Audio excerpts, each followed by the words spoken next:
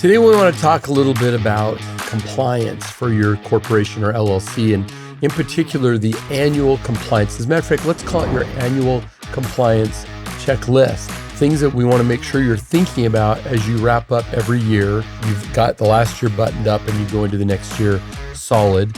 Doesn't really matter when you're listening to this, because these are things to become top of mind aware of so that you're always keeping your company in good compliance.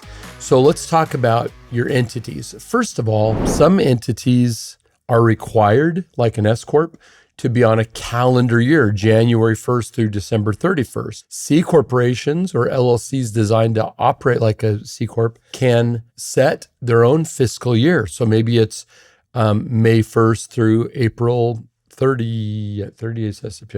April 30th. Any one of you could be coming up towards the end of your fiscal year right now. But let's just talk about this in general terms so that you know that these are things to pay attention. Okay, first of all, most every state, you need to pay every year for your privilege of being organized in that state. So you're going to have your annual renewal filing with the state. Many states also will ask for an annual report. And it doesn't have to be like a publicly traded company annual report. This is really all about have any of the owners or the officers or the directors changed.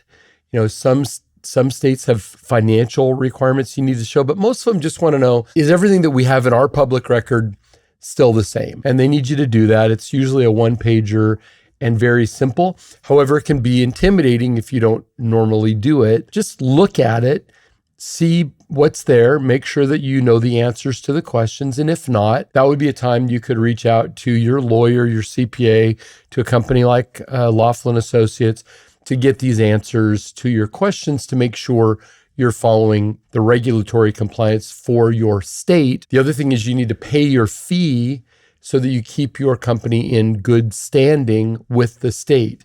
One of the worst things you can do when someone's reflecting back on how you've stewarded your company, one of the things that an adversary like a litigation opponent or an auditor will do is to look back and say, do you have a history of caring for this company? Have you been keeping it in compliance? Have you been paying your annual fees and turning in your annual reports to the state?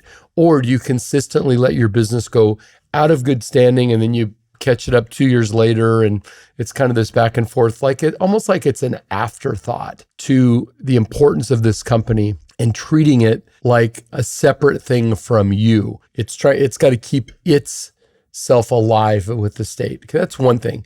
So you want to make sure that you're keeping in good standing by paying your fees and doing your annual reports. If there are things like in California, for instance, where there's a franchise tax fee that's got to be paid, which is a flat amount, I think it's still $800 right now at the time of recording this, you got to pay that. Even if you're not making any money, you still need to pay the franchise tax fee. These are important things to do. Now, that's one big, huge part of ensuring that you're staying compliant with the state. The other thing has to do with your corporate formalities. So all C Corps, S Corps, LLCs are required by law to not only state in the public record who the director or directors are of the company. Tons of small companies, there's one director. It's the same person that's the one owner and the one officer. It's probably just you, but you have a role as the director of the company. So there's shareholders. The only job the shareholder has is to elect the board of directors, which may only be one individual. The job of the board is to set the direction of the company, to guide the company forward, and to hire a manager of an LLC or a president of the company. That's the job of the director or directors. As a director and having a board of directors, if there's more than one, you have a responsibility to have regular board meetings, more than just the annual meeting, which is where the shareholders reelect the director. As the director of the company, you have an obligation to have regular, at least quarterly board meetings where you keep minutes of things that are discussed, write resolutions in the right legal format for things that are decided on, And then those resolutions are given to the president to go and do the work. Regular meetings with minutes and resolutions are also critical to your compliance because all 50 states require legally the company, whether it's a corporation or LLC, to do board formalities. So if you're dropping the ball on that, going, well, why would I have a meeting with myself? How ridiculous is that? It doesn't really matter if you think it's dumb because the law says you must do it.